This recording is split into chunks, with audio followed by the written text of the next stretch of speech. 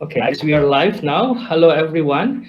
We are now in the RRRAP Con Community Summit 2020 with the session of the part 7 of webinar series, the No Time for Excuses You Equal You in Asia Pacific.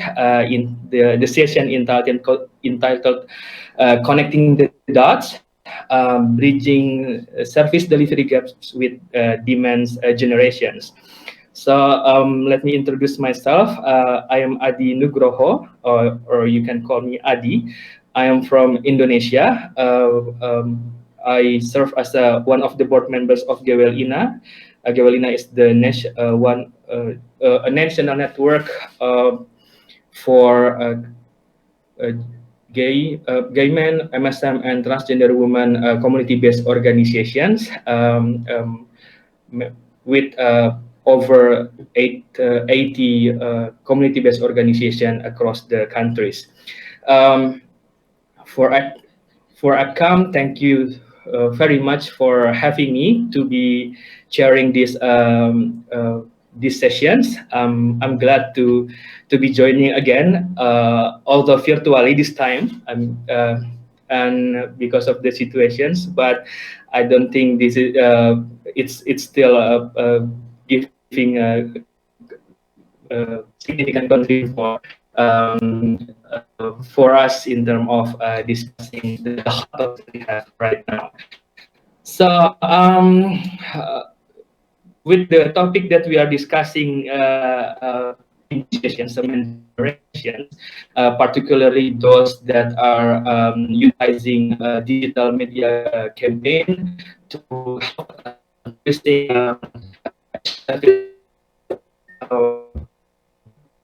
people that are underreached by traditional methods or approach in every it's talk about this years ago when me and Gavelina starting a pilot that we're running campaigns.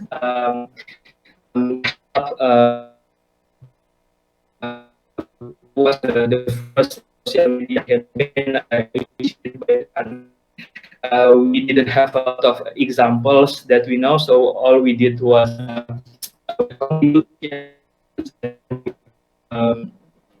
small one and learning from the process. And now, after around 5 years, there has been many initiatives in Indonesia and also in countries in Asia, in Asia, Pacific also there are many strong campaigns contributing to.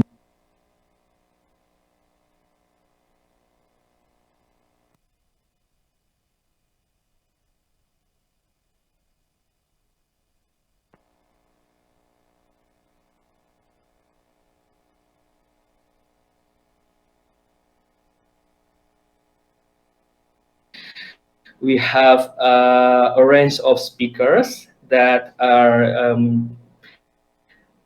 with us today. We have Tona Permana from Indonesia. We have also Iswan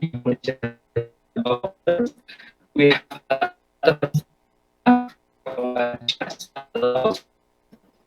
and we have our Franco from Burnett Institute, and we also John Oliver or Silvia uh, from the Philippines. We that's what they have done or what they have also been doing.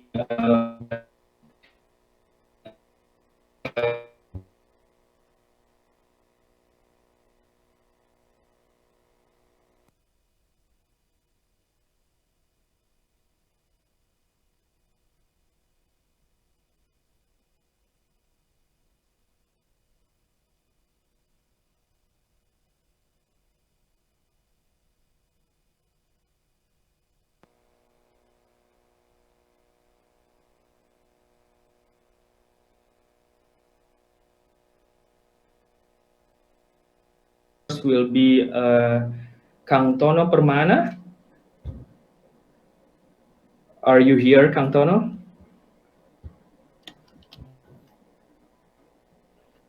Yes.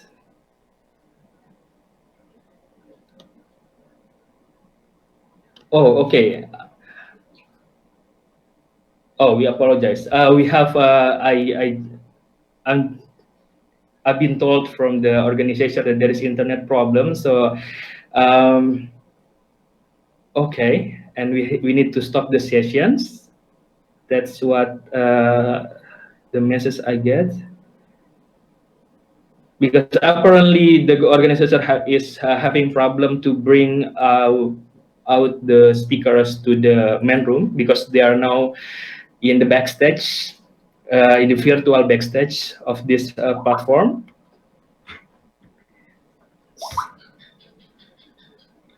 Okay, so a moment.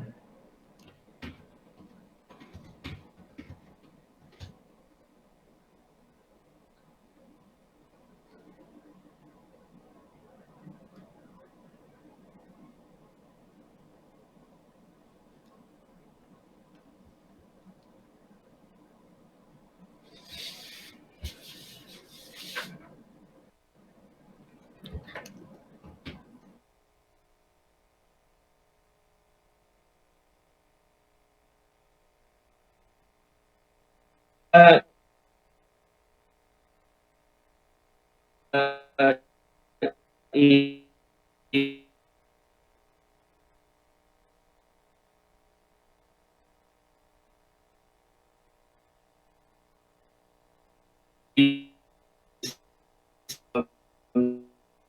bring the promote with this.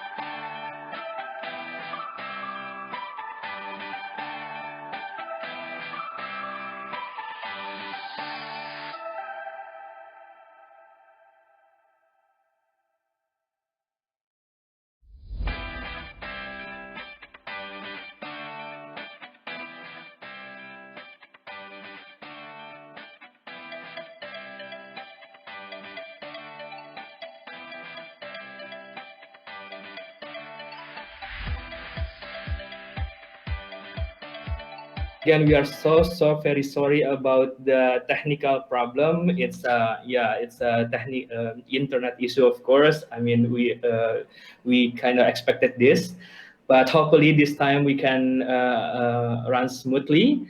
And if you're not aware, we are still in the sessions connecting the dots, bridging service delivery gaps with demand generation. With me Adi Nugroho, chairing the session today. So without further ado, I'm inviting our first speaker today, Kang Tono Permana from Saya Berani Campaign Indonesia. Uh, are you here, Kang Tono?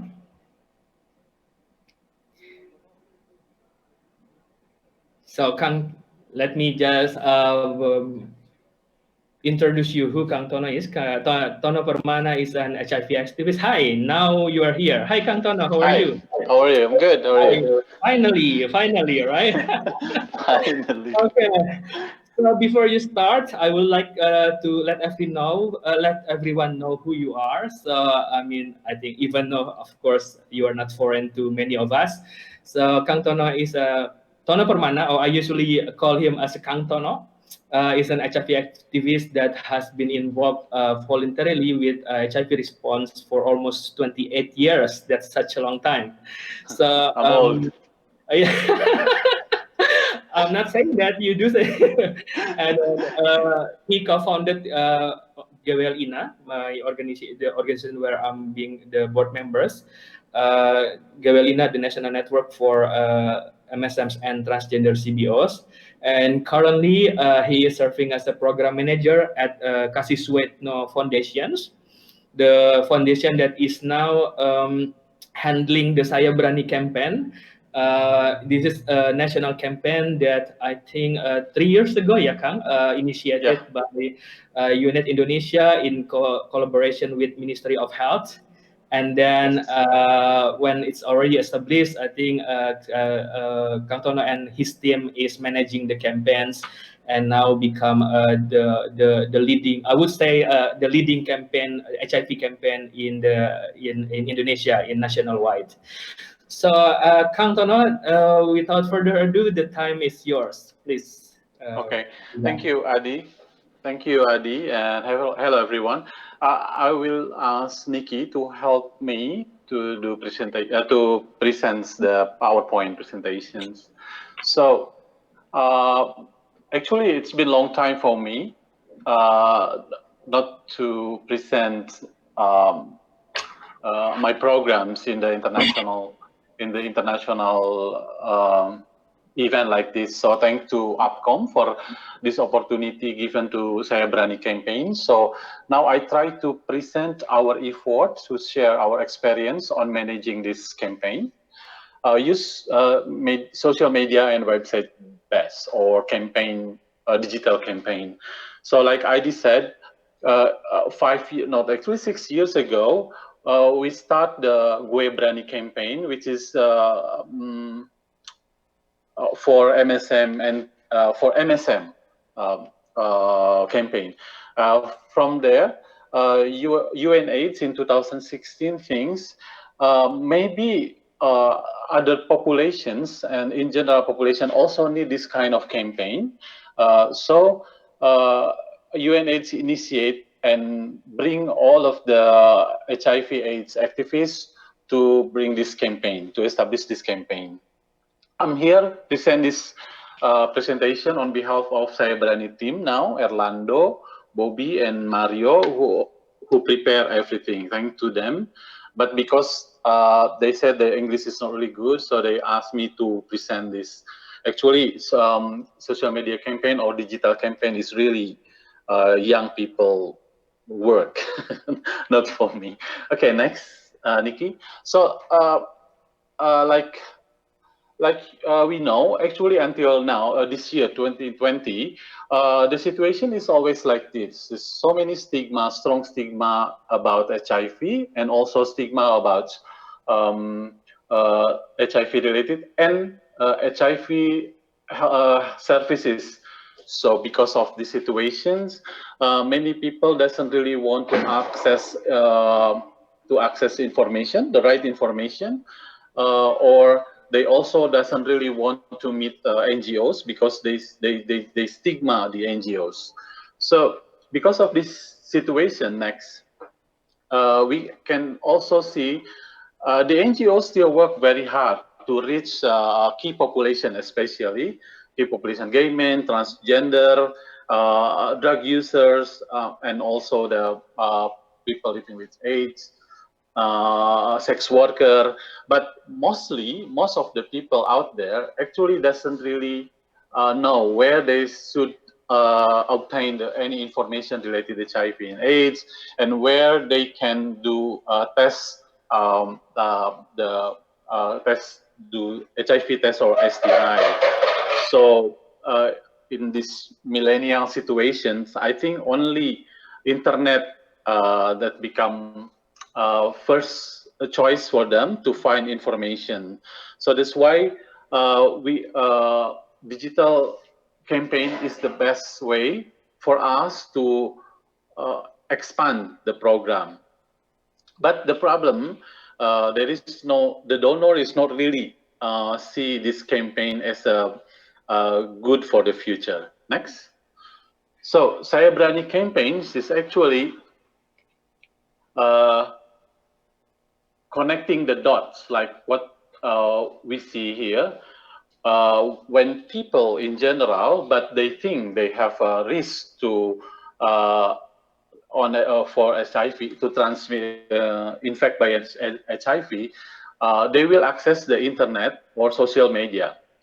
So Saya Berani appear here to become the information directory. That's our ideal. So Saya Berani provide the informations about everything related with HIV, STI, and also the lifestyle, healthy lifestyle and everything. But because we want to make Saya Berani as a human, I mean, more human, so we try to make it close with the audience. So Saya Berani connect the audience with the counselor using WhatsApp counselors, WhatsApp counselors, WhatsApp hotline counselors. And the WhatsApp counselor hotline counselors will bring them to the services. We refer them to the services that actually spread across of Indonesia. I think we have around 1,000, more than 1,000 STI and HIV test and treatment center. Next. So this is the objective, like I said before. So we try to provide comprehensive STI and HIV/AIDS information and encourage people to assess their own risk about HIV and STI, and then give them directory, a clear directory where they should go, in which city. Indonesia is quite big actually, and we have more than 500 districts. 511 districts in the whole country, and more than 10,000 health services. So we provide all of this information so people can access the test center, and also we encourage them to start the ARV as soon as they know their HIV status. If they're positive, they have to start the ARV treatment. So we also provide the information how people with HIV can stay healthy with a good and healthy lifestyle, and we encourage them to do the treatment adherence. So they keep the adherence, and it will lead them to the undetectable viral load. So that's mean with the undetectable viral load, they will not transmit. The transmission to HIV will be very less or almost to zero, or U equal U that we know now. Next. So what we provide actually, we provide relevant and factual information about HIV-related informations. So the last research result and the improvement of the medications and everything. And we also encourage people to do test and treatment with their risk, self-risk assessment. And we also motivate, especially for people with HIV, to start treatment with the related information, how important the medications. And we also inform related current HIV issues, the most updated issues. And we also give direct and indirect counseling through WhatsApp online counseling, or direct message on the Facebook or Instagram, and also Twitter. And we also have the website to provide informations, and the directory of health services. We have almost 400 400 services in our directory. Next. So this is how the Saya Berani campaign create. Like I said, it's initiated by UNAIDS and the community. So in 2016, inspired by Gue Berani, that's all, for MSM and TG campaign, we tried to do this, initiate. And in 2007, the campaign officially launched. And it's also bring by all NGOs in Indonesia and work together with Ministry of Health. We bring this Saya Berani campaign in the national level. In 2018, Saya Berani website and media, social media, fully managed by us, by Yayasan Kasih Suwitno, because UNAIDS thinks it's better if the NGOs can manage and continue the campaign for sustainability issue, even though there is no strong funding for us.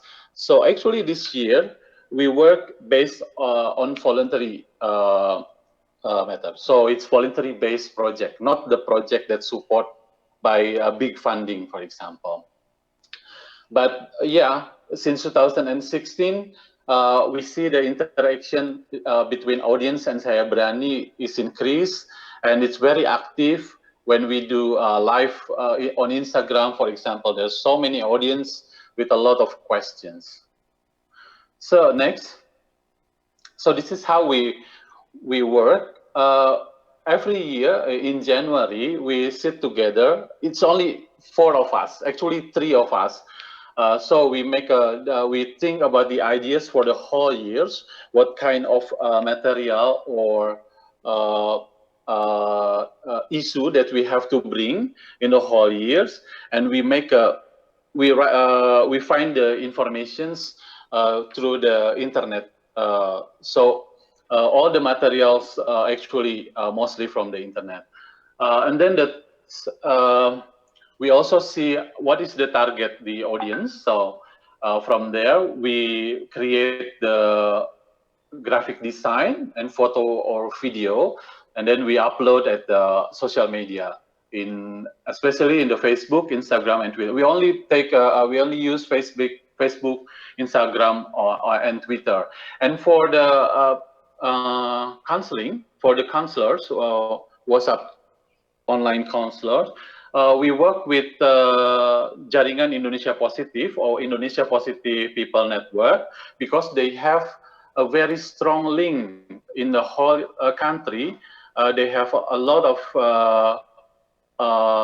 counselors in almost every district. So it's really, actually Jaringan Indonesia Positif is really helpful to bring audience and refer to the dots, I mean, to the services. Next. So this is because it's really short. So I just want to see, this is how our Facebook like. Next, Nikki, we can go fast. This is the Facebook, and this is the Instagram. And in Indonesia, I think in Indonesia, people use mostly Facebook, Instagram, and Twitter. I know now TikTok is very popular, and we also think to use TikTok.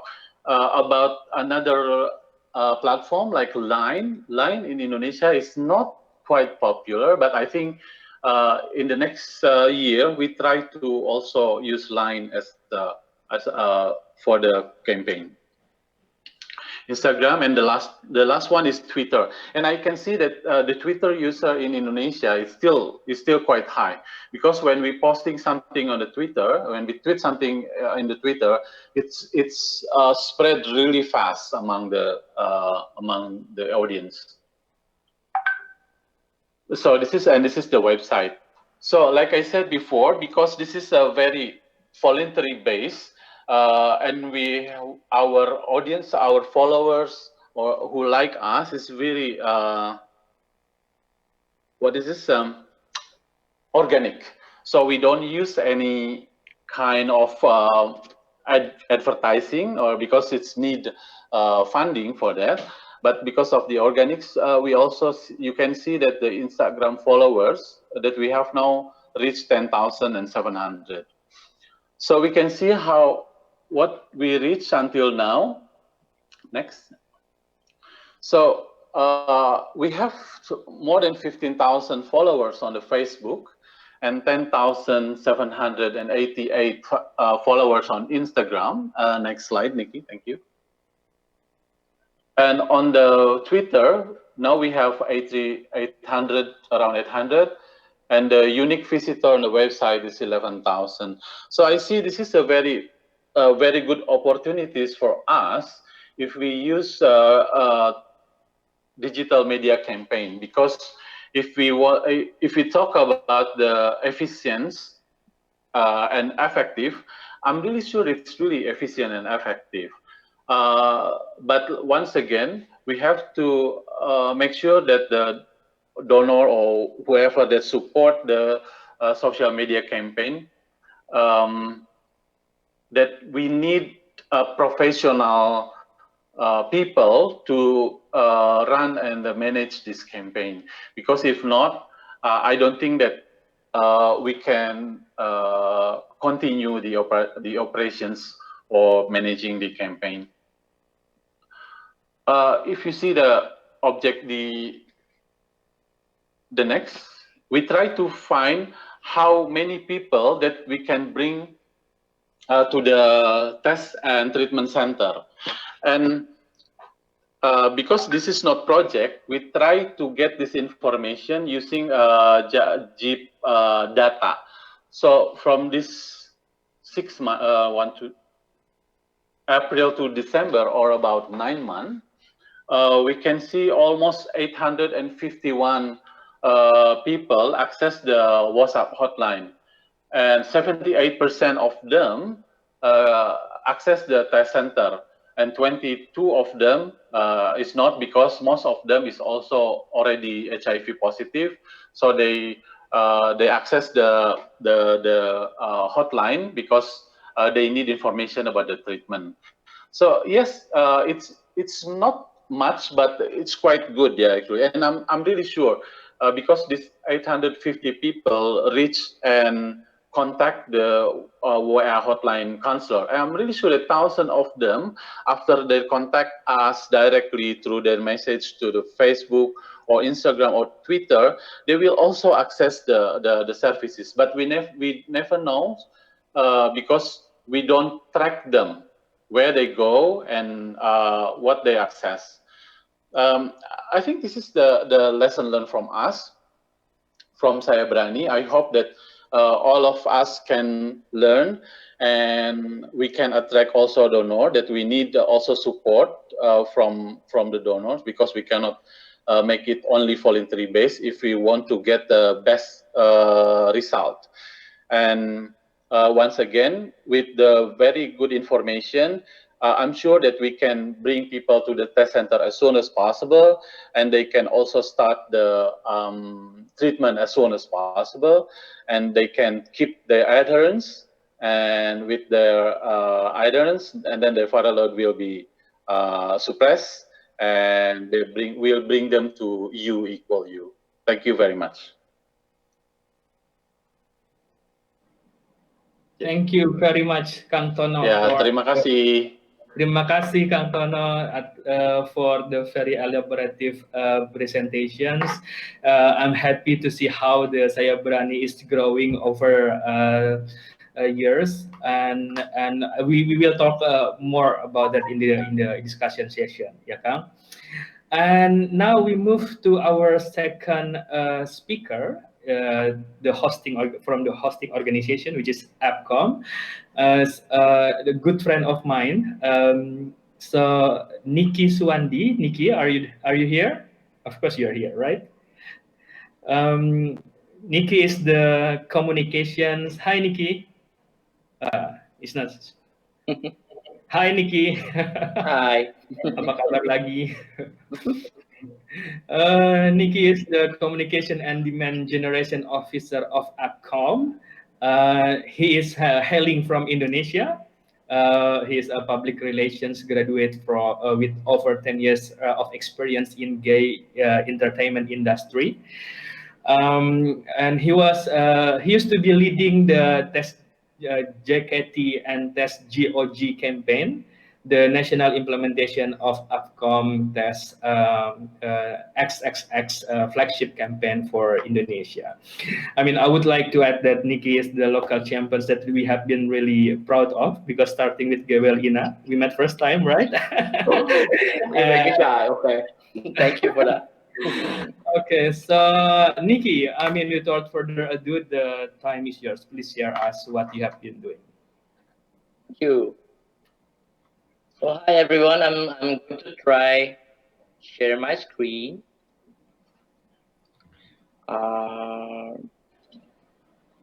Yeah. So I hope everyone can see my screen clear. The presentation. Yes, it's shown. Okay. So today I'm going to talk a little bit about the AdCom's regional flagship campaign, Tax XXX. Yeah. So start. HIV/AIDS epidemic continues to affect MSM population, with younger MSM being most at risk, especially among urban centers. Test XXX was conceived by AppCom to close the gap between the HIV prevalence among men who have sex with men, or as we call it MSM, and the rate of HIV testing within the community. Test XXX is a demand generation effort through social marketing and online digital campaign, especially tailored to scale up outreach to MSM and improve their access to prevention, testing, treatment, care, and support in the service cascade. Not only to complement existing intervention program, but also to promote essential programming elements and boosting groundbreaking interventions, including PrEP, HIV self-testing, and recent years advancement like U equals U or treatment as prevention. Blending creativity, technology, innovation, and community-led involvement, Test XXX aims to be the center of information related to HIV and other sexual health issues by crafting strong and provocative messaging to dissociate HIV testing with fear, stigma, and discrimination. The campaign also emphasized a lot on being sex positive and inclusive. So the Text XXX, in short, piloted in 2014 under the name of Test BKK in Bangkok. After the successful pilot, it received more funding for extension and also expansion to other cities in Asia, to other cities with high prevalence in Asia from 2016 onwards. So while the Test BKK is managed by AppCom as the implementer,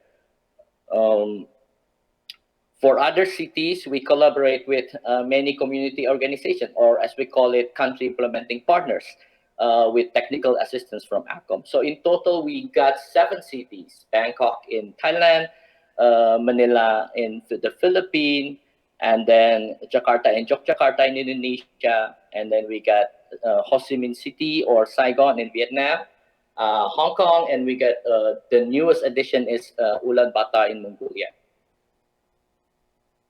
So currently the campaign is still implemented as you can see on the screen, in Bangkok and in Jakarta, it is implemented with the support from the Linkages Epic project led by FHI 360, and also in Ulaanbaatar, Mongolia, um, with the support of the Global Fund project. With the support of Global Fund, the AFAO and SKPA project. By the way, SKPA is short for Sustainability of HIV Services for Key Populations in Asia.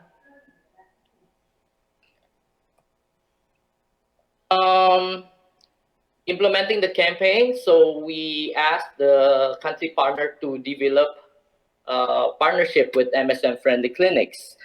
The clinics have to be strategically located and, of course, MSM-friendly, in addition to being free or at least affordable for the community. So the campaign will promote their services, and in return, the clinics need to provide the data of MSM who take the test, MSM tested positive, and those who enroll to treatment, care, and support. This this process is actually very important because it will link to the monitoring and evaluation part. This data would supplement, as we call it, the key performance indicator, that is to monitor the effectiveness of the campaign. The key performance indicator including data from clinic partners, number of online engagement like website and social media analytics, and also number of offline engagement. For the other part of the monitoring and evaluation, we do campaign assessments. We ask country partner to do an initial assessment, or we call a baseline survey, and then followed by the subsequent assessment. To conduct the baseline survey, we ask several number of cohort, and then for the follow-up assessment, usually after 6 months or any period that is seen as necessary. So with the same cohort, we ask some sort of a guideline questions that would measure the behavioral change of the cohort. This is to understand the penetration of the campaign implementation. And please be noted, this assessment is different from FGD. Yeah, it's solely to measure the effectiveness of the campaign. Okay. For the test XXX, we at AppCom have developed several guidelines. We have branding guideline, we have activity guideline, we have a website development guide. This is to ensure that consistency among campaign in the cities, in many cities. But we do understand the importance of tailoring. For example, the slogan of the test BKK, as you can see on the left hand side, is, I even cannot pronounce it online, but it's the word or the message that speaks to the audience. Of course, it's fun and it's wild and it's fun, but we cannot adapt that to all the countries in Asia. So, for example, our team in our partner in Saigon, adapt the slogan into talk, about, task, repeat, and then even better in Indonesia, because why I say better, because we find a very hard time to pick the right slogan for this. And we finally decided with fun, love, test, repeat. Why? Because fun is still associated with MSM. Every time they do seek sexual partners online, they usually start with, you want to have fun, or fun and question mark. And yeah, so yeah, that's another story.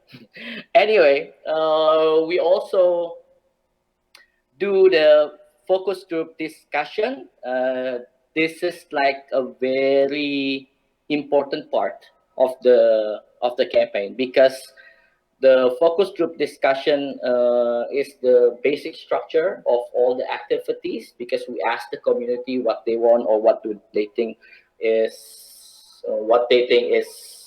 suitable for them or speaks to them. And from the focus group discussion, we could know about the key messages. It's different from each cities. Like in Jakarta, we have "It's always better to know your status," or in Bangkok, there are more awkward things than getting tested. Sorry. So yeah. And then as a crucial component for the website, for the campaign, we have website, the desktop version and mobile version. The website serves as information gateway and guide, like what, where, and how to get tested, about staying safe, and how to live positively. And then the interface should be easy to navigate, language easy to understand with minimum technical jargon, and the language is always dual language, which is English and the lingua franca, or the language that is widely spoken by the MSM community in each implementing cities. We have also the online outreach, which is usually Facebook and Instagram. For example, Test Jakarta, treated like magazine. They do posting for at least 5 times per week with original content. So it's like magazine where the community could seek out information. And we also look for other social media or online platforms, perhaps YouTube or Twitter. In supporting that, they also need to do the online advertising by promoting in the social media that I've mentioned, plus promoting in the gay dating apps. Important note that the offline outreach is still important to reach people beyond the online world. So we do events, we do sponsor or key community events, things like that. Over the time, the campaign focus has been progressed not only for HIV testing, but also cater to, for example, PrEP promotion or reducing stigma and discrimination to PL HIV by advocating U equals U.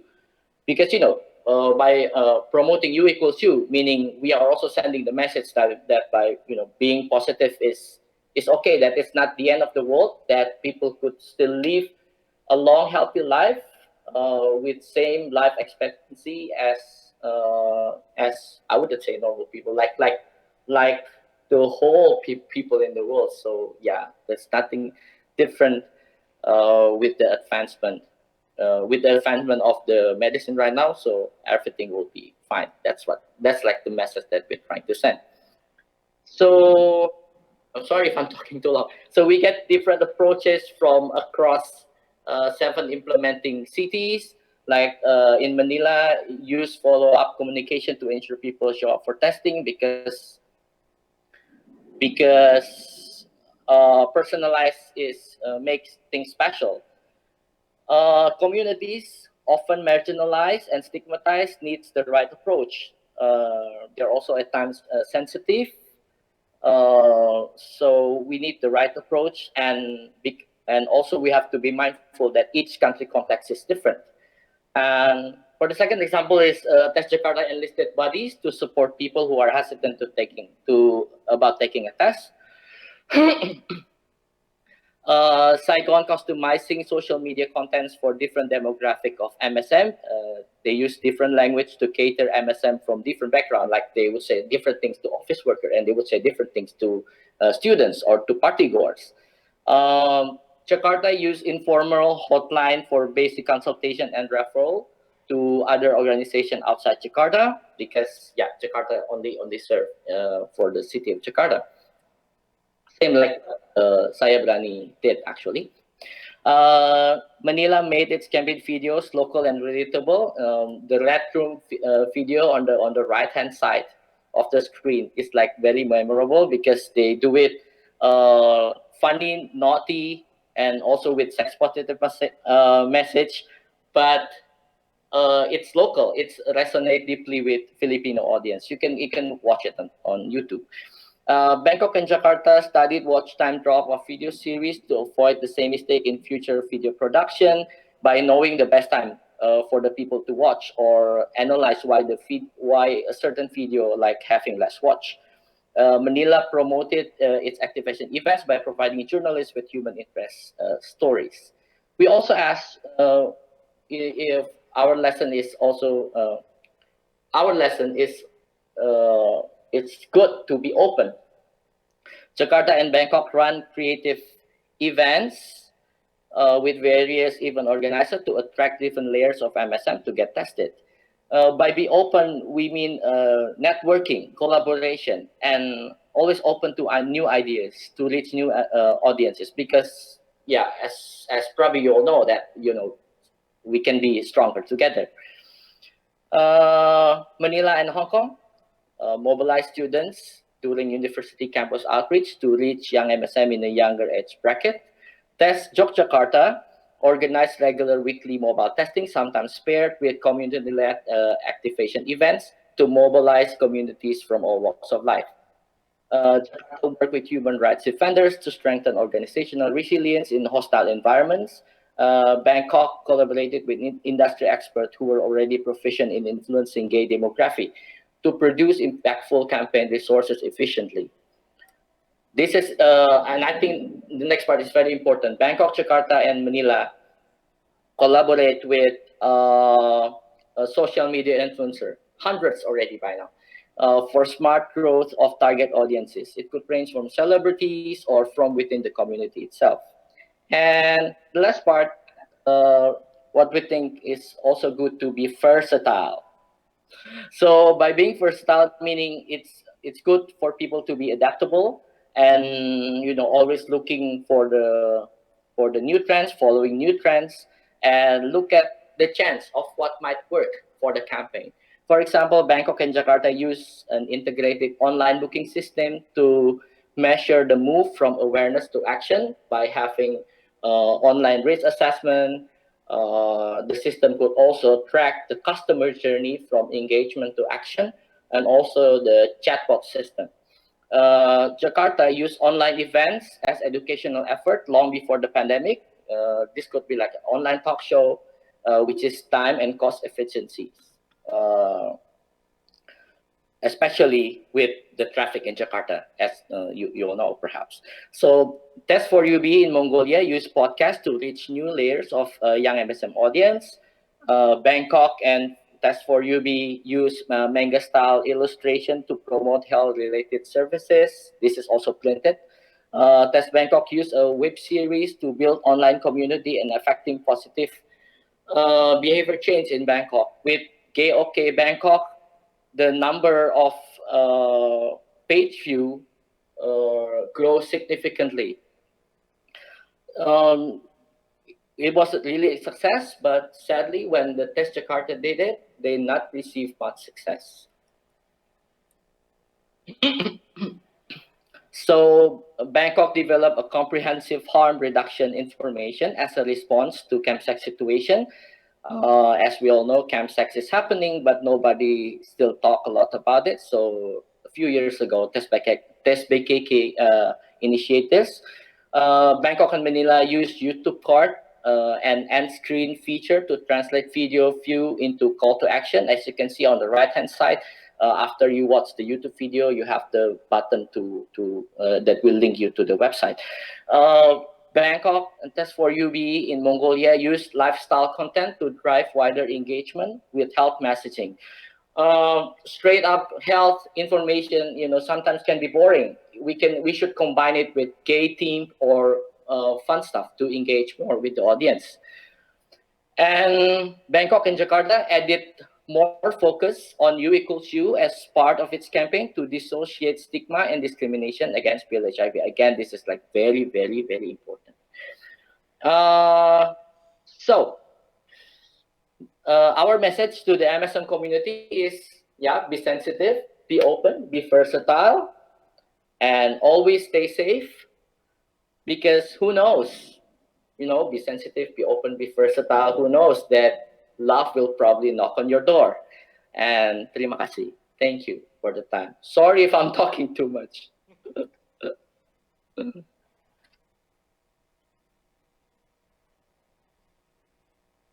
Hello? Hello? Hey, Nikki, I'm back. Terima kasih. Sorry. So yeah, it took longer than expected. Sorry. It's fine. We got time.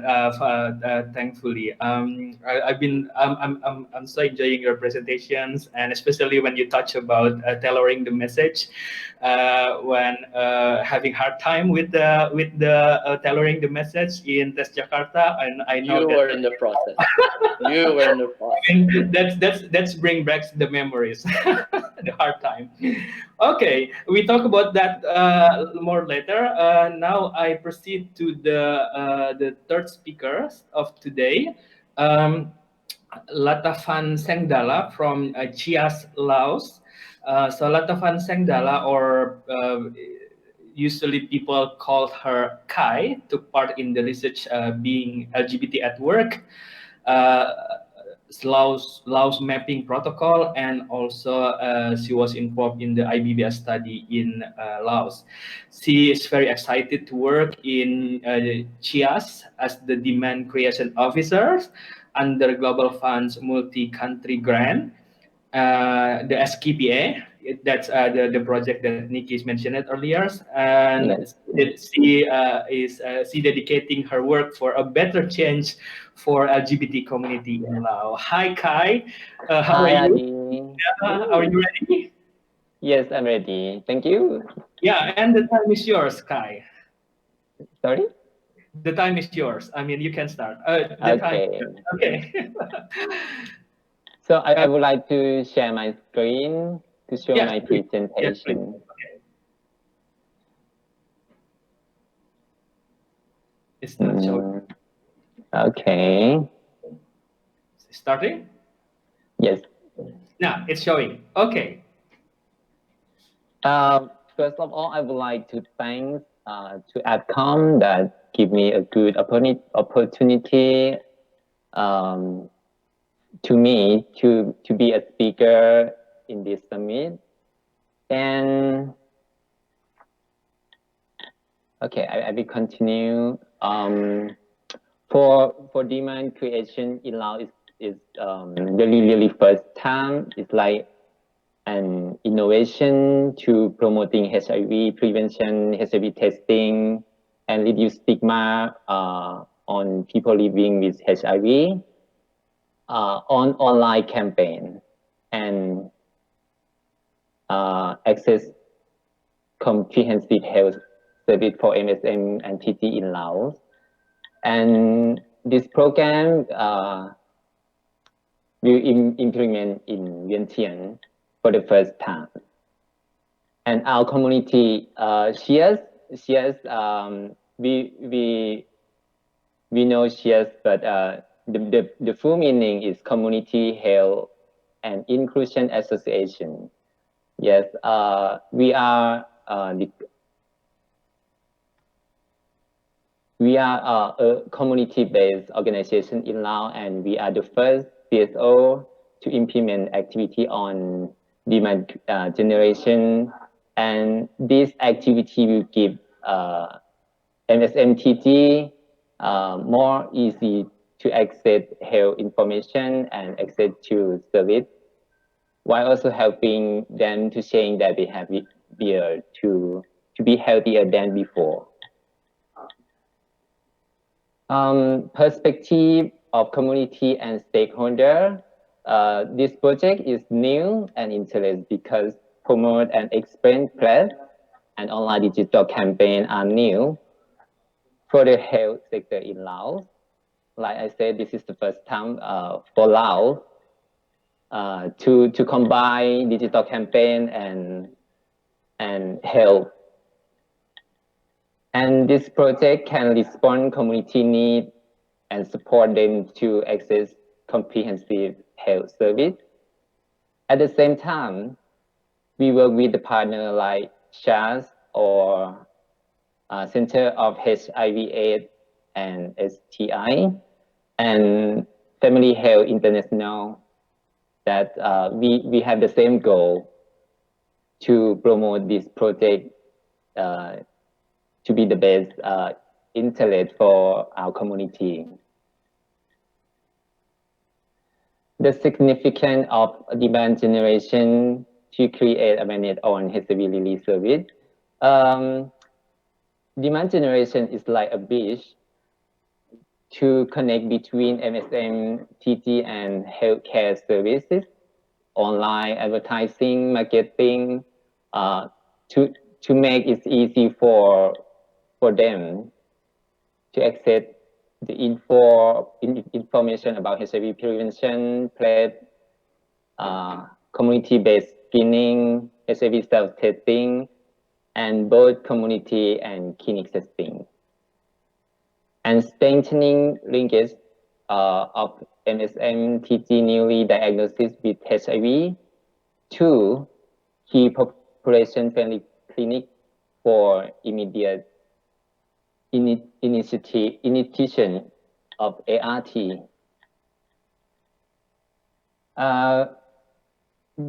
For demand generation plan to implement in Laos, that we have planned. First, we will identify MSM TT need on online digital and what is the barrier to access to HIV service. Second, we will develop a website based on their need. Maybe our website would be test in Vientiane, something like test BKK, and advertise PrEP and HIV testing on digital platform like Facebook, Instagram, Twitter, and YouTube. This is the popular platform that Laos and MSMTT like to use, and to advertise PrEP and HIV testing on digital online. We will create the video like short series about promoting PrEP or how to use the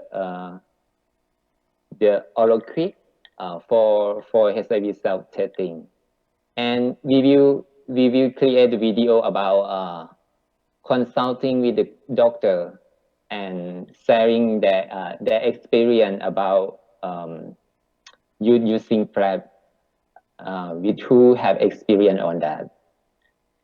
And we will working with social media influencers to promote our key message that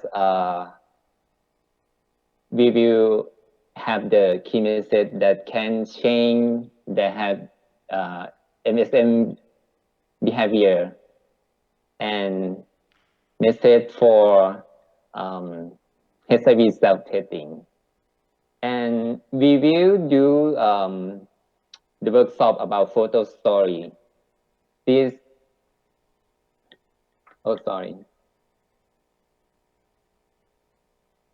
For the photo story, this workshop is training for a photo shoot and how to telling a story by photos. And we will find the best one to show on photo exhibition or World AIDS Day, either hot or trans day. The barrier in Laos for to implement demand generation. As I said, this is new for Laos. The online digital campaign, sometimes the process of document making decision are delayed. This is reason why we can't implement the activity on the timeline. And some content in Laos are limited to promote PrEP HIV self-testing, reduce stigma and discrimination faced by MSMPG. Like key messages, you have to be careful, cannot be sensitive or naughty. Yes, also the photo and video. If this kind of message, photo, video, if really too sexual and like is too sensitive for loud context. And how to address or mitigate those barriers. So I have to learn and consult my colleagues who have experience to strengthening myself and work smoothly, like Nikki from RRRAP Con. Yes, and I have to work carefully and ask for advice from Center of HIV/AIDS and STI before public the content. Yes. Just is the government. I think if I have consult with them, I think it's easier to make decision for public the content. Support and needs. So in the past, I have a good support from both domestic and international. I hope they will continue to fulfill in what I'm missing, and more than that, I need technical assistants who have experience to support me on implement demand generation activity to more effectively. Thank you.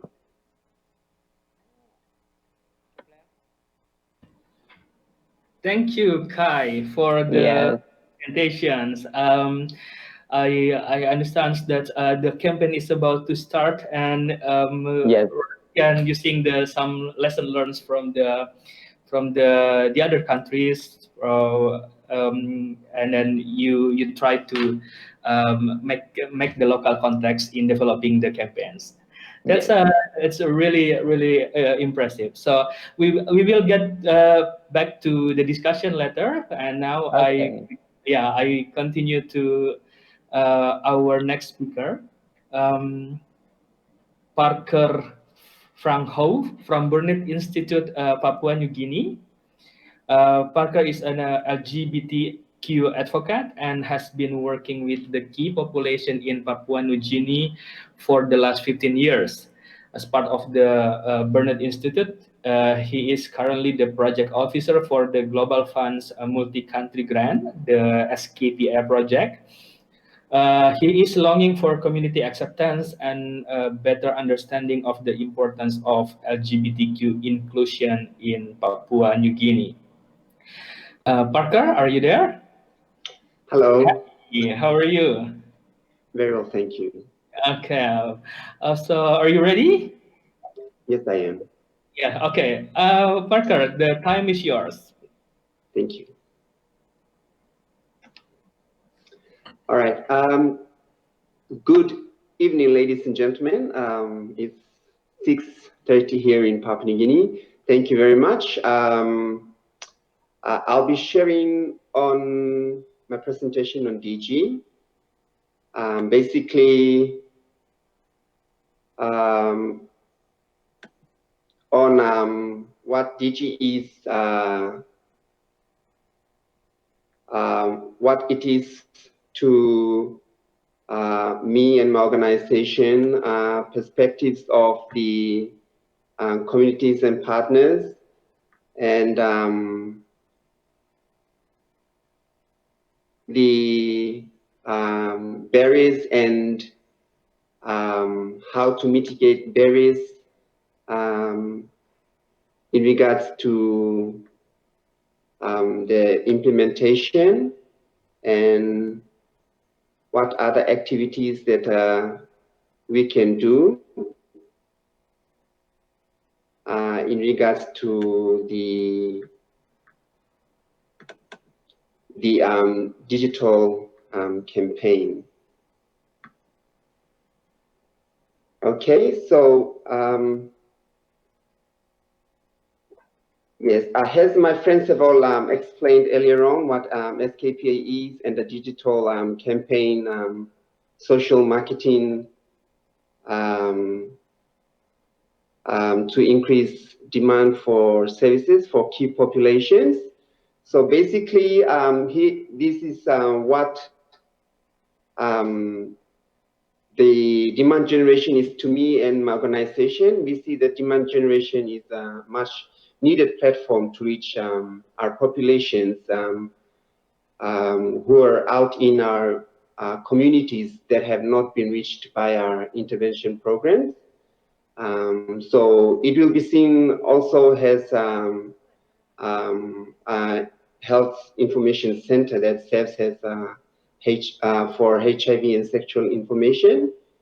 And thank you to Burnett Institute who supports this through the SKPA PNG team, and also having the technical support from RRRAP Con as well.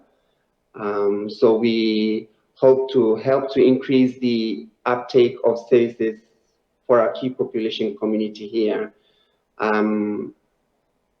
We haven't actually implemented DigiHealth yet. We've yet to implement that. So I'm just sharing on barriers and how to address those barriers and the activities and what the perspectives of the. So you can see here demand generation activity from the perspective of the stakeholders in the community. It was presented to our HIV technical working group on the 10th of November. We had a good feedback from the stakeholders. We also had our major stakeholders in the country who offered to assist us to help with coming up with appropriate messages, which is we can also use the strategic information that are available with them, which can help us to do our messaging for this activity. We also had good feedback from the community who were supportive of the initiative.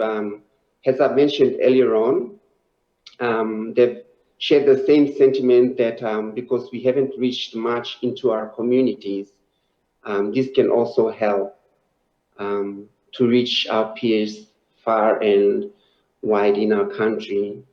And they see it as a platform where it will provide instant information to our key populations wherever they are. The key populations here in Papua New Guinea, we work with men who have sex with men, transgenders, and female sex workers. Right? So the demand generation here is basically to create awareness for HIV-related services here in Papua New Guinea. We see it as it's very important as we have a lot of our key populations who do not have access to these health facilities for health, sexual health issues, HIV, STIs. And we believe that the creation of these demand generation will help them to have access to these services. And we would also like to create these in a way where it's culturally accepted here in our country by the language that we use to create messages. Images have to be appropriate. As my sister from Laos has mentioned, it doesn't have to be very sexual in a way where it will cause a stigma and discrimination for our communities. So with this demand generation, it will also help us to reduce stigma and discrimination inside and outside of the health facilities. So it is quite a new project here in Papua New Guinea. So we'll be working only in the capital of Papua New Guinea, Port Moresby. As I mentioned earlier, the population we're targeting are manual sex women, transgendered women, and female sex workers. The main focus area in this project is for us to give general HIV STI awareness, testing, the benefits of testing, the benefits of being on treatment, and also to reduce stigma and discrimination. The activities leading up to the development of the demand generation is focus group discussions. In these focus group discussions, we will be working with key populations to come up with messages that are fitting to them, and also, as I mentioned earlier on, to be culturally accepted within the general population. There will also be photographies, still photographies done.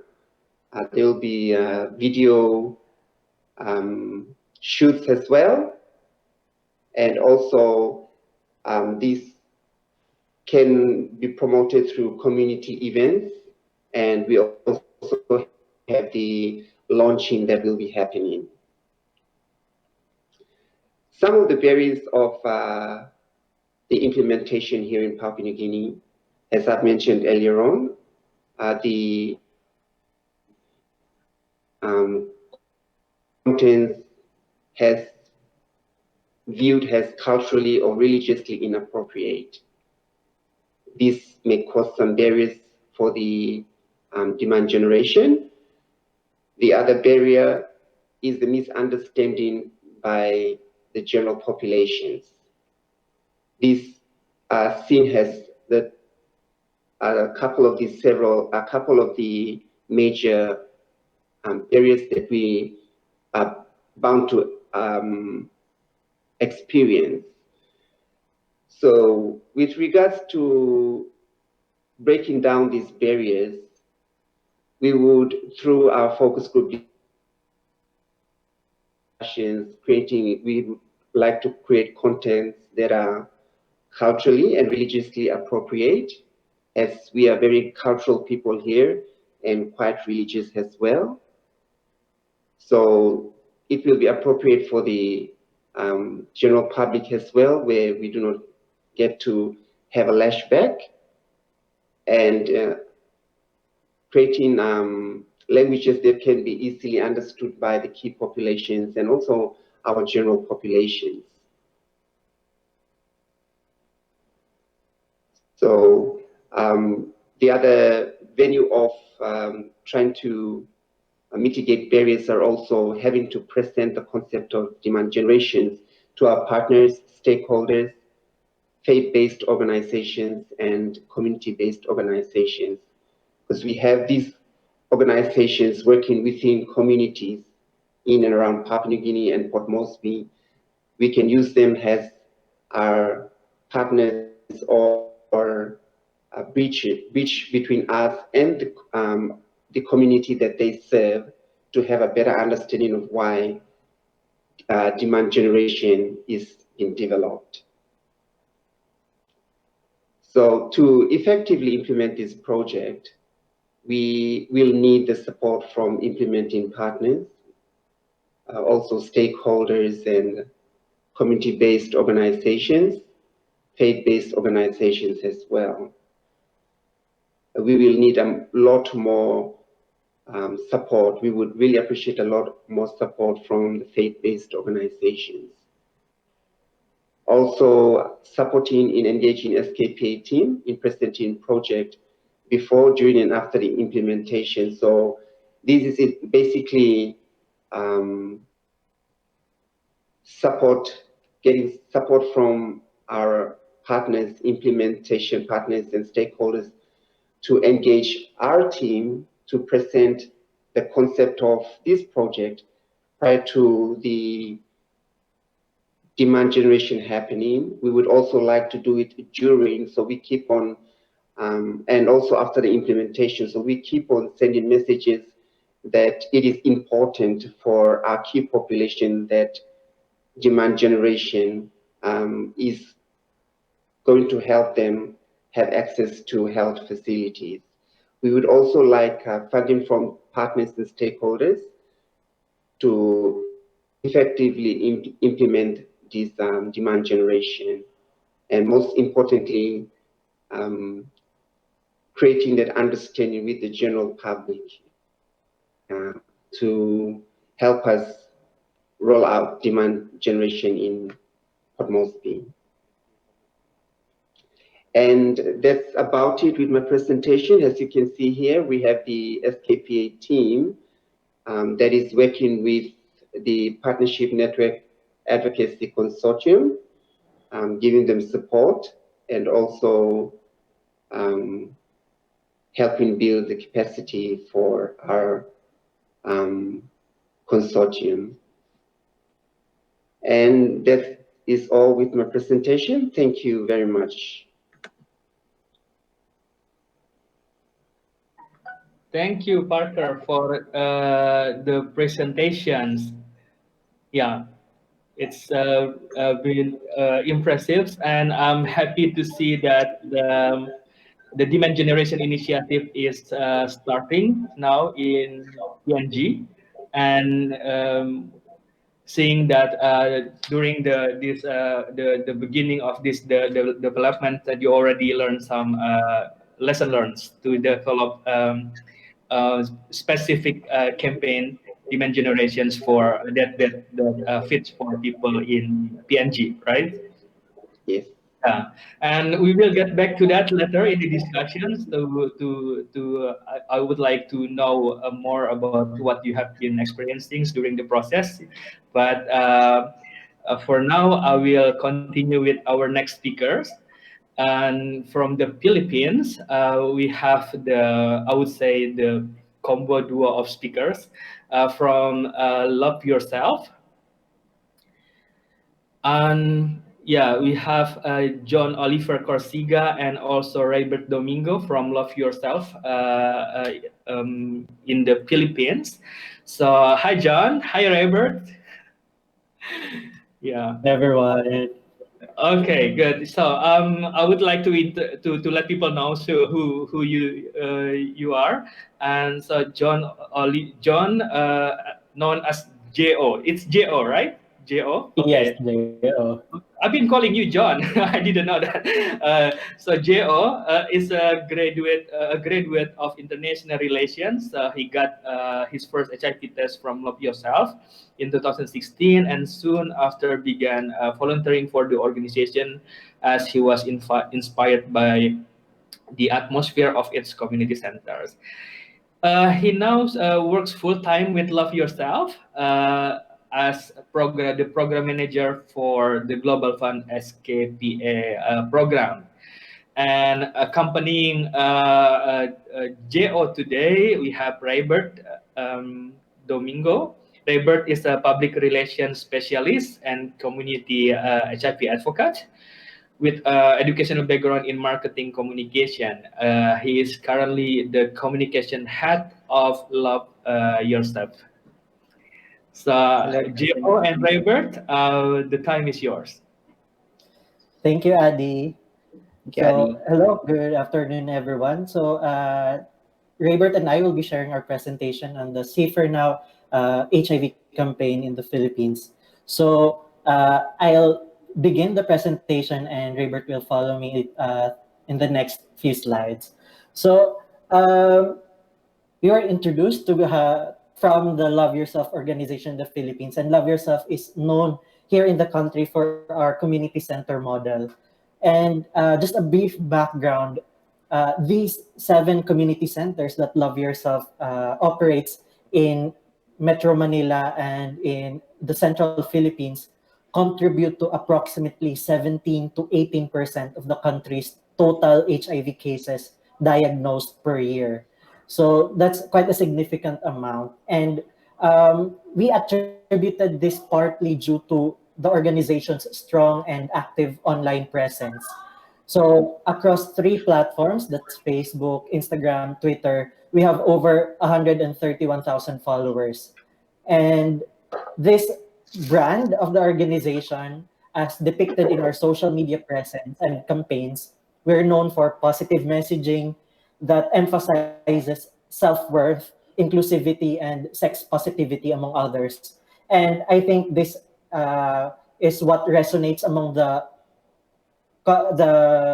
target market of the organization, our key populations. So this year, with support from the Global Fund SKIPA program, we initiated a pioneering campaign focused on combination prevention. So why combination prevention? So this focus on combination prevention responds to one of the key strategies that the Department of Health in the country articulated in its 2020 to 2022 health sector HIV strategic plan. So the plan called for greater focus on prevention, on targeted communications for key populations, the introduction of U equals U messaging, and the maximization of online platforms. So this was an opportune time for us to introduce this campaign. So if I may move to the next slide. So in the next, for the rest of the presentation, we'll be talking about how we developed our campaign, how we implemented it, and how we're in the process of monitoring its impact and scaling up the brand for other HIV messaging. So now, let me focus on how we began, how we developed the campaign. So around April, March to April this year, we all know that COVID, became widespread. It became a global pandemic. So this campaign comes at such an extraordinary time. So we took advantage of that to undertake two formative assessment activities. The first was an online survey where we asked about the key population's sexual health awareness, how COVID has affected their sexual health behaviors and health-seeking practices, and what campaign strategies and messaging resonate with them in a way that's also COVID responsive. So we got over 1,000, survey respondents online, and we validated the results of this survey via a series of KP-specific focus group discussions with the MSM, the transgender women, young key population, and PLHIV key populations. So these formative assessment activities helped inform the development of our integrated marketing communications campaign plan. So it was Raybert Domingo who was our consultant who led the development of this plan. And the draft plan that he developed was then presented to key stakeholders in the country, including WHO and UNAIDS, and over 20 partner community-based organizations nationwide under the Champion Community Center Network. And of course, the Department of Health. Upon our presentation to the Department of Health, they had a few reservations, but we strived to address them in the first iteration of the campaign. And then we promised to document our experience from campaign development, implementation to evaluation, just so we could help provide the department a model for implementing a social marketing campaign. So moving on, we'll be talking about how we implemented the campaign, and I'll be sharing or passing the mic on to Raybert to focus on that. Raybert? Thank you, Jo. Thank you, Jo, for that preliminaries on the Safer Now campaign. Again, I'm Raybert. Let me first greet our viewers from around the globe, in Asia, and of course, Thailand and the Philippines. Hello, mabuhay. I would also like to take this opportunity to thank APCOM and SKIPA for this opportunity to present the Philippine experience. So I'll be talking about the more relaxed and the more exciting part of the Safer Now campaign. So let me begin by saying the Safer Now campaign is an innovative, relevant, and scalable campaign of the Philippines on HIV and AIDS. So the launch of the first ever Safer Now campaign coincides with establishing of the first ever National HIV Prevention Month, or NHPM. I'm proud to say that the NHPM is a community-led and supported by various organizations and institutions. We thought of initiating NHPM to ensure a focused season on HIV prevention, complementing the already substantial efforts that we are doing to uplift the HIV community through the holding of the yearly International AIDS Candlelight Memorial and the World AIDS Day commemorations. So we want to be relevant. We are fortunate that our government issued the presidential proclamation, which you can see on the right side of the slide. 971, Presidential Proclamation number 971, declaring the second week of July as Infection Prevention and Control Week. While our global concerns on COVID-19 reinforces this issuance, we bank onto this proclamation to initiate the establishment of the NHPM, or the National HIV Prevention Month, especially that infectious diseases topics are heightened in the public sphere due to the pandemic. So with what's happening around the globe, many have realized the importance and impact of prevention in controlling the epidemic or an epidemic. This is the very core essence of the National HIV Prevention Month. I mean, to promote the prevention methods that would press the progression of HIV right at the start of the infection journey. So good thing we can now promote the availability of HIV combination prevention methods in our country on a broader scale. So unfortunately, up to this date, because our country is very conservative, it still involves conventional approaches to battling HIV. Hence, the National HIV Prevention Month involves the heavy promotion of HIV combination prevention methods. So please, next slide, please. Yeah. The innovative NHPM 2020 Safer Now Philippines campaign was mainly a digital campaign as COVID-related community restriction remain in place. So we conducted, as you can see on the slide, we conducted online events per method to increase awareness of people on these topics and lead them to avail of the relevant services. So on July 1st, we launched the campaign. We had the explainer, which is where we invited community movers such as the UNAIDS, community organizations, to talk about HIV combination prevention and HIV awareness at large. So on August 8th, we also had the Condom and Lube Day. It's a talk show on condom and lube distribution and how private institutions or the private sector can support the advocacy. On August 15th, we had PrEP and PEP webinar. We combined PrEP and PEP in one show because we want to distinguish these highly technical biomedical prevention methods better because in many instances, some of the people get confused with what is PrEP and what is PEP. So we need to conduct this webinar just to show the difference between PrEP and PEP, and so that they can better understand what these prevention methods are. So we invited doctors to explain these methods. On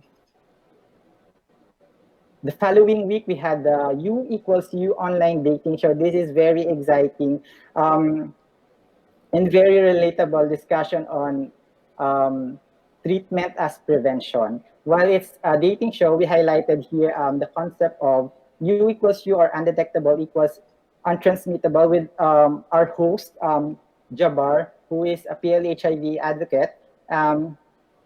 He translated some of the topics or messages on U=U and treatment while we have the dating show. So that continuous treatment can lead to a healthier PLHIV. So there. I think Jo would like to be part of the U equals U online dating show back then, because our searcher, Kevin, is really cute. So yeah, that made sense actually. The following midweek of that, prior to the end of culmination of the National Prevention Month, we had the movie night. We had 9 short films, with because as we know, with the pandemic, everyone misses the cinema. So we've talked with filmmakers, with the help of Ian Foundation, to showcase short films with HIV related stories. So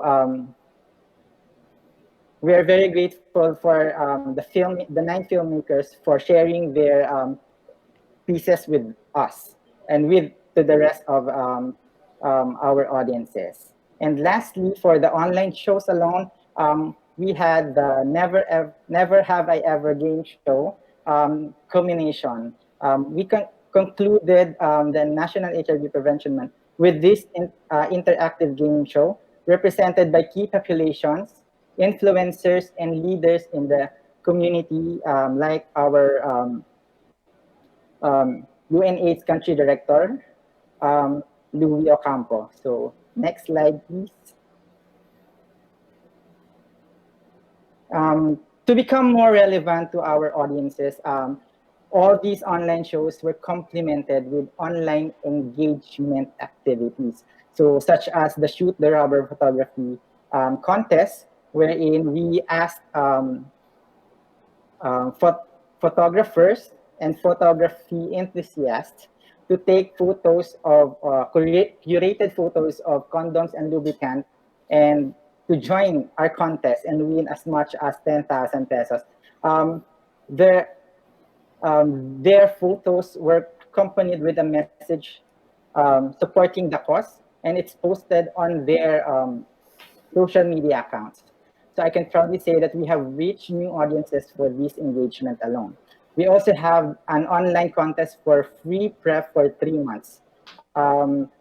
This activity, we discovered and validated actually that Twitter, through the alter world, wherein, if you know the alter world, there are, they mask their personalities and really go all throughout wild and sexy.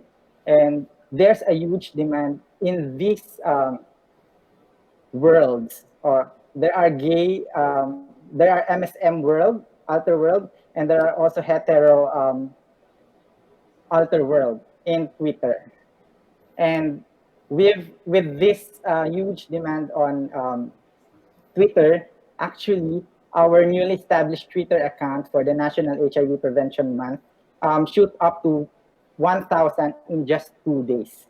So we had 1,000 followers in just 2 days. So this engagement and it also enabled us to enroll around 33 new PrEP clients for 3 months, just to gauge if they are really for PrEP or for this prevention method. So next slide, please. So for the analytics of the online online shows only, we have an average. If you can see the opening of National HIV Prevention Month, we had 8,000 viewers with a reach of more than 20,000, I guess.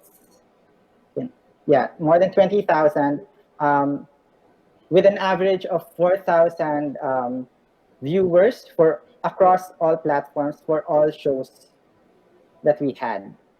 Next slide, please. Of course, aside from the online events, running in parallel our online campaign for the demand generation about HIV combination prevention. We used hot doctors. We named them hot doctors and hot nurses from our previous campaigns, but we use them also again here as a face of the campaign, because based on the formative assessment that Jo is talking about, key populations said that they will most likely listen to medical professionals for their health concerns. And this digital campaign, our strategy for this one is following the IDA model, which is interest, desire, and action model of marketing. So if you can see, the first photo is also key population targeted with where we focus MSM messaging, YKP messaging, and transgender messaging every week. And also for the treatment as prevention, the PLHIV community. Posting strategy for this one is combined or in one post. So we have promoting condoms and lube, PrEP, and treatment as prevention in just one post. If you can see those, there are 4 tiles in a post because we want to showcase the HIV combination prevention as one. Next slide, please. I said Safer Now campaign is innovative because one of our innovations for this campaign is establishing a Facebook chatbot for HIV combination prevention, which gives substantial information and connects KPs to clients to service delivery. What I'm proud of this initiative, it's volunteer-led. And the community supporting us are also very game or engaged in this chatbot system. So after we give the information to the clients, we can bridge them to service delivery provided by our champion community centers and partner organizations. Next slide, please. And of course, with a huge task ahead for health promotion, we cannot do it alone. We need partners.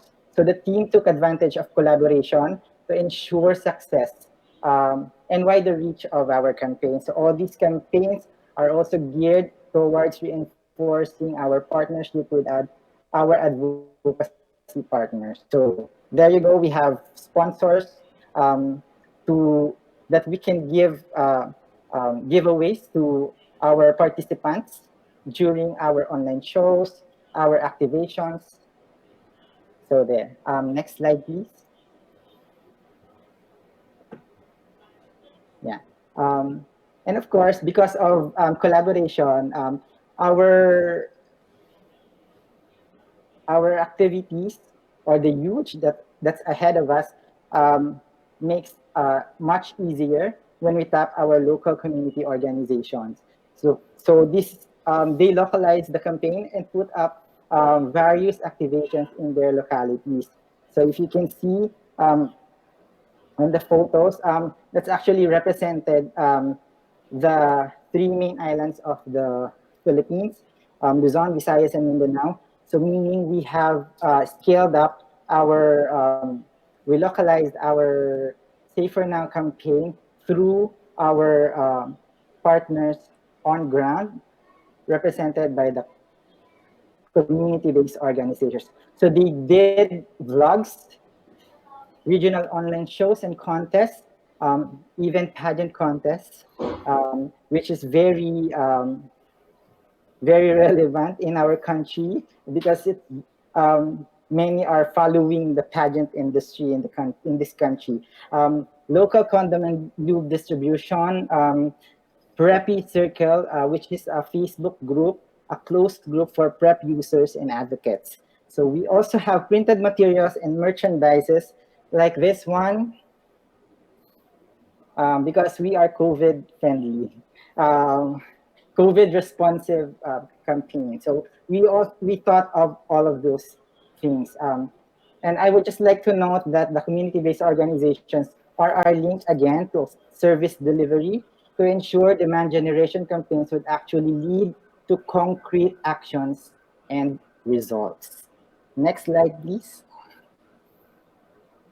To further close the gap in HIV prevention efforts and service delivery, we are scaling up the Safer Now brand um, to encapsulate testing on the with the four guys there, testing and awareness campaigns. So for the testing, we have angled it to be the new normal of HIV testing, where we feature the facility-based testing, the community-based screening, and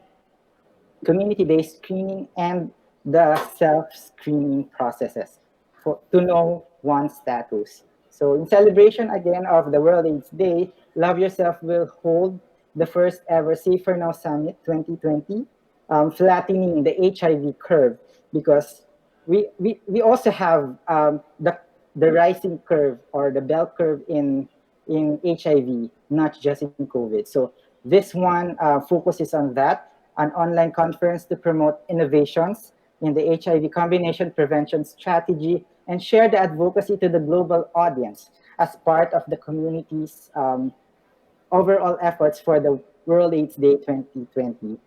Because we all need to march towards ending AIDS by 2030.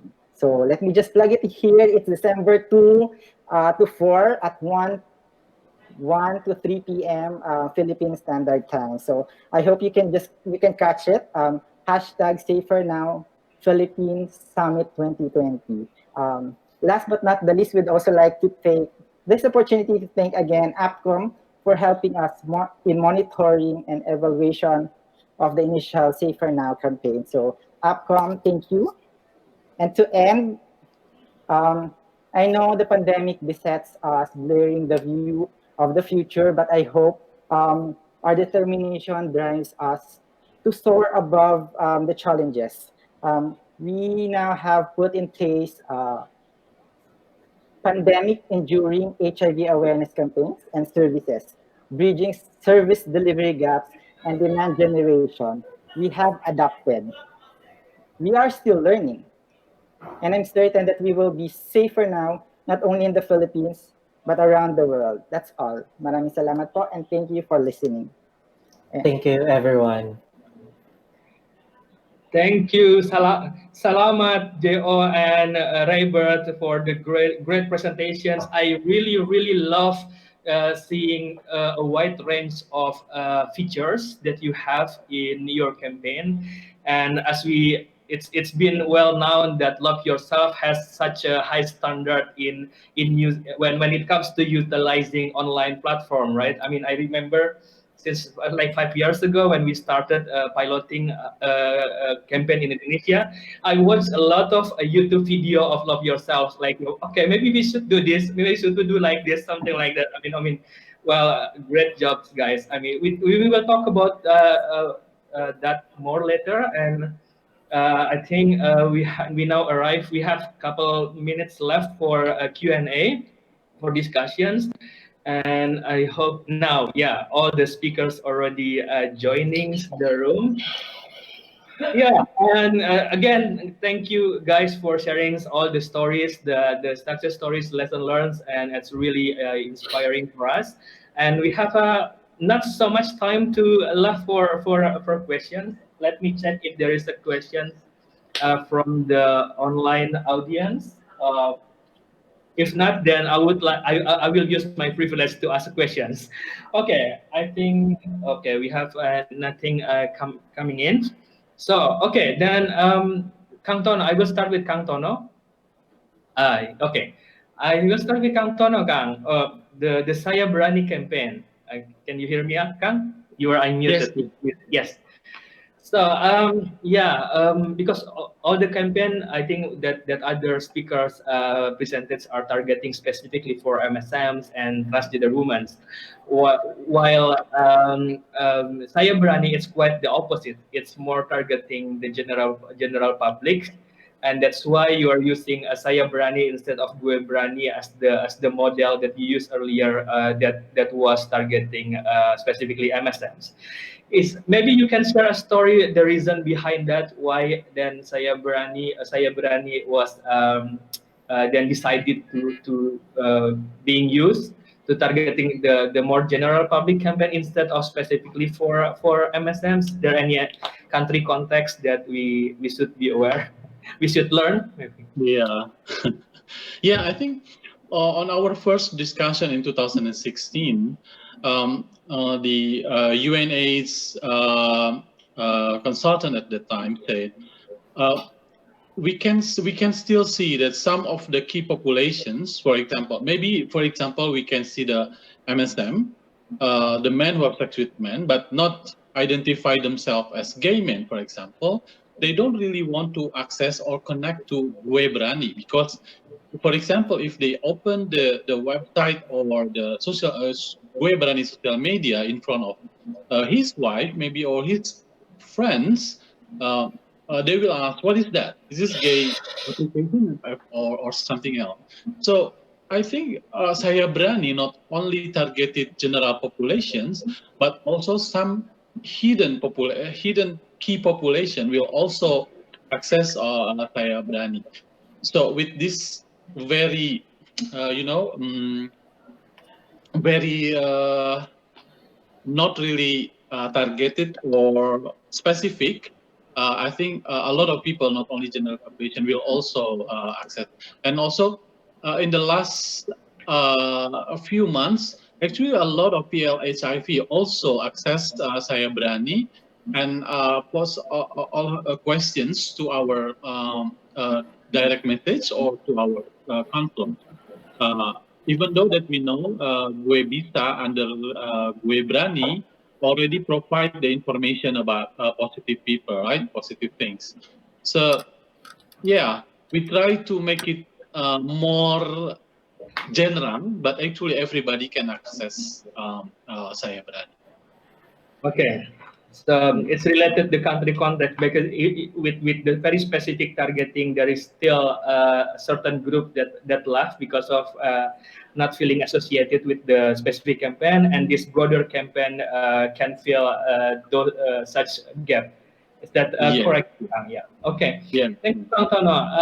Now, well, we have a very tight time for the questions. Okay. Okay, and we have time. I will go back to Nick. We'll go to Nikki, but now I would like to proceed to Kai and Parker first, because I think compared to what being presented by other speakers, two of you are about initiating a new campaign, right? Something that is new even to you as the implementer, the new concept, the new approach that you have been learning also from that you try to adapting lesson learned that you got from other countries. Now, I'm just wondering what with the process that you have been showing us during your presentations.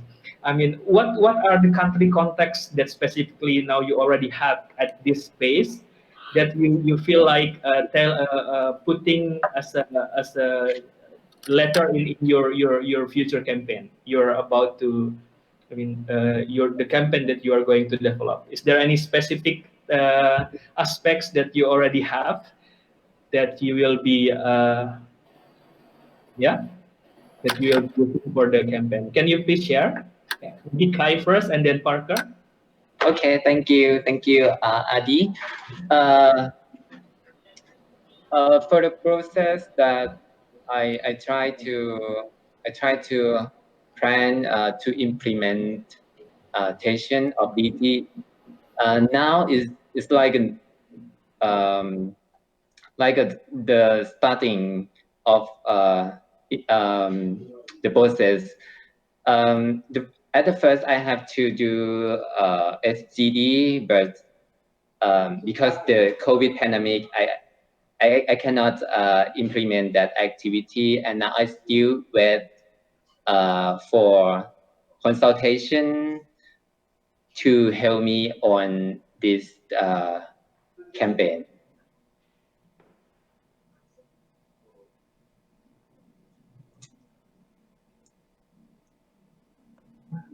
So I cannot hear you. Sorry, Andy? yeah.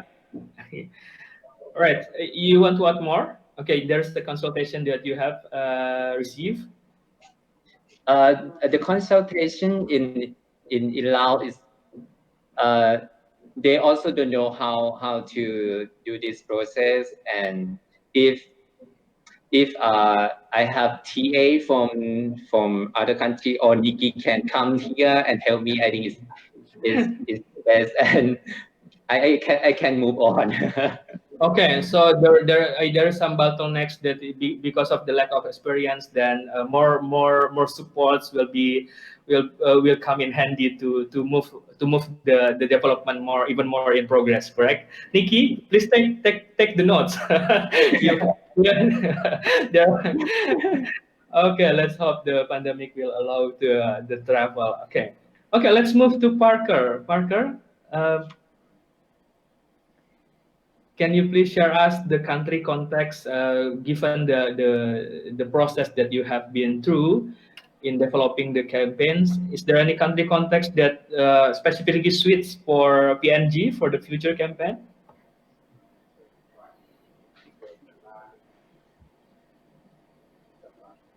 Can you hear us, Parker?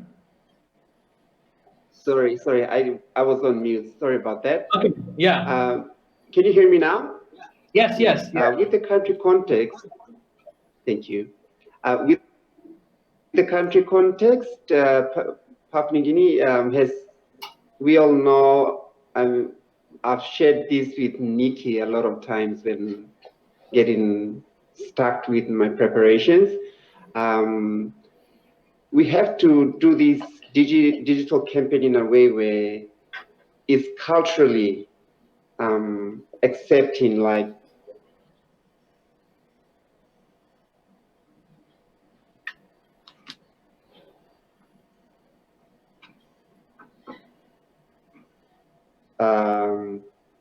we have a very strong culture in Papua New Guinea, and we are quite very religious as well. Sorry, I think the sound from Parker is going on and off. I don't know if it's only me, but so we need to keep this into consideration while we are developing digital campaign. With the telecom.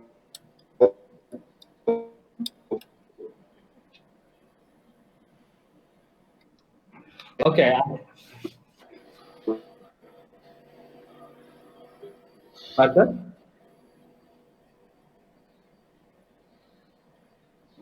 Yeah, I think what Parker says that during the process they gathered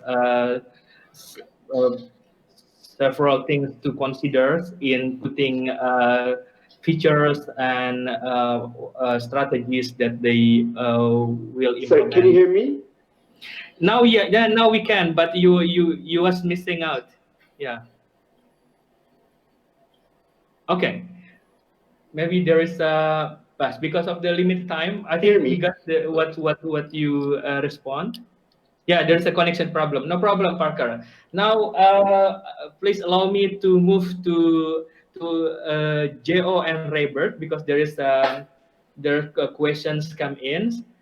First, yeah, did you face any resistance from doctors in the Philippines for the UNU online dating shows? And also there is some hot doctors are being involved in your campaigns, and can you please share us how you successfully engage them to be on the campaign? Yeah, please do share. Let me. And Robert will address the second. So as for the U equals U messaging, so far we have had no great opposition to it. It's a relatively new concept in the country, but the push for this messaging has thankfully been incorporated in our new HIV strategic plan, our national strategic plan. So apart from talking about it in campaigns, We will need to complement the messaging with ramped up efforts to expand viral load testing, supplementary training for our peer educators, HIV counselors, and case managers. And it will look daunting, the task, but it's something that we look forward to undertaking because it's, in a way, a more proactive and a more empowering concept and messaging towards our PLHIV that even they who already have the virus have still have a hand on preventing further HIV transmission.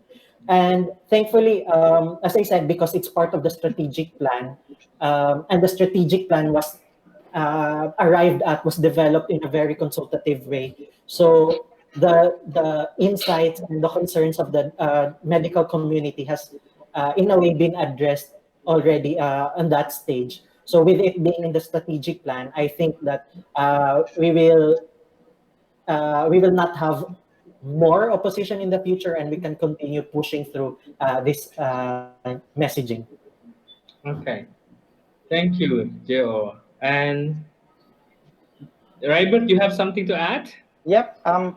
Basically, I just would like to add that what we're trying to campaign for is a demedicalized version of HIV in the Philippines, so that it would not bore our audiences. So we try to use the health doctors and health nurses to engage them previously in our campaigns for testing back in 2018. So we first had the doctors, and after 6 months, we had the health nurses. And after that, we have another testing campaign that involves theater actors. Now, going back to our reviewing our campaigns during the development of the IMC for Safer Now, we thought of looking into our previous campaigns. And one of the insights of our study is to use, to have a face of medical professionals on our campaigns or on our messaging. So we try to ask again, engage again our health doctors and health nurses so that we can have that feature in our Safer Now campaign. So that's the story of, with using hot doctors and hot nurses, and they really are hot. Impressive. Okay. I mean, you do know how to translate the fun things into the campaigns because it's always more fun in the Philippines, right? Yes. Okay. Okay. I have been alert. I already alert by the organizers that we have to wrap up, unfortunately. I wish we had a longer time. But before we close, then I now would like to ask all the speakers to give their each closing statements to wrap up this session. Okay, now I'm going a little bit in the opposite appearance. So we start with Raybert and John, and then the next speakers. Okay, Raybert first. So because it's COVID-19 pandemic and we are battling the twin pandemic of HIV and COVID, so I would just like to reiterate that we are safer now because we have the prevention methods that we can use to prevent the further spread of HIV. And until then, we can end AIDS by 2030. So, yeah. Thank you, Raybert. Joe?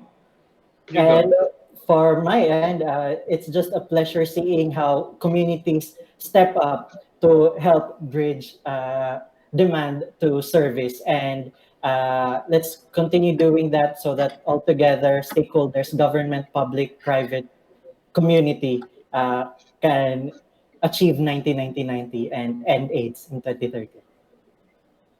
Wow. Okay, thank you. And then Parker? Yes, thank you very much. I see, excuse me, I see demand generation has a way where Raybert has mentioned it's COVID way of preventing us from having contracting COVID-19. It's easier for peer workers not to connect more with the community, but having DG online and speaking on the behalf to our communities to have access to health services. And I see that this is quite new for myself and for my country as well. And we hope that this will also help to bring more of our hidden communities that are out in our cities to have access, and also make it to be very informative, and also a much more friendlier space where people feel welcome to have access to information and also accessing the facilities. Yeah, thank you very much. Thank you, Parker. Okay, Kai, you're up. You're muted still. You're still muted. Yeah. Okay. Okay. Yes. Okay. Yes, I'm new on demand generation, and I hope all speakers here can help me in something that I'm missing, and I hope to do my best on this job. Thank you, Kai. That's awesome. Nikki, I will save you for the last. Kang Tono, please go, Kang Tono. Your closing statement, please. You're muted, Kang. Kang, you're still muted. Masih di mute. Yeah. Yeah, I think digital media campaign or internet or social media campaign will become the future in the HIV and AIDS program, that will reach and bridge the dots between the demand and services. The digital media campaign will not eliminate the traditional approach, but will complement with positive way. I think that's from me. Thank you, Kang Tono. So, and Nikki, the one who already encouraged us to be in this session. So, Oh well. I think that we would all agree that digital campaign and demand generation activities are like very important, especially in the digital era like this, and also during in times of unprecedented times like the pandemic as of right now. So I would really agree with what Kang Tono said. It will not replace the traditional outreach, but it will complement, and yeah, it will help creating more change for a better and healthier community. So for the campaigners, I would like to say, don't afraid to be open, because first is being sensitive. Always listen to what the community say. Always take care of our community, of your community around you, and then be open, because networking and collaboration with the other are very important. Together standing, we can achieve many great things.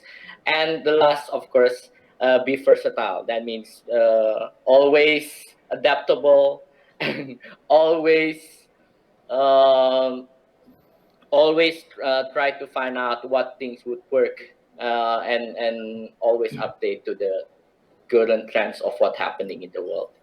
Always stay safe, guys. Thank you, Nikki. I really love the being versatile part. I mean, that's exactly what we need in this very this situation, right? I mean, first, in many contexts, even in the pandemic, we need to be versatile to survive, even to step up the games.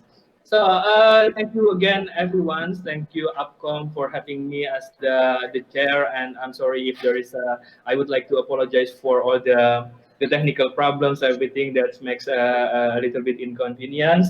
And I think what all the presentations and also the statement that the speaker said, it's really it's really much what the themes that is with these webinars about. We need to understand what by learning from the lesson learned, we can understand what the matters, what ways that work for certain context, and then what kind of message we should communicate and how to communicate the message, and that we need to integrate many features that are possible into the demand generations, into the campaigns that we are doing to fill the gap, to connecting the dots. Again, thank you so much for all the speakers and all the organizers. Kudos for the event. And that's all from me. And see you again in the next. Okay, bye bye. Good night. Thank Stay you. healthy, stay safe, and be safer now. I really. Stay Sorry. safe now. Thank you.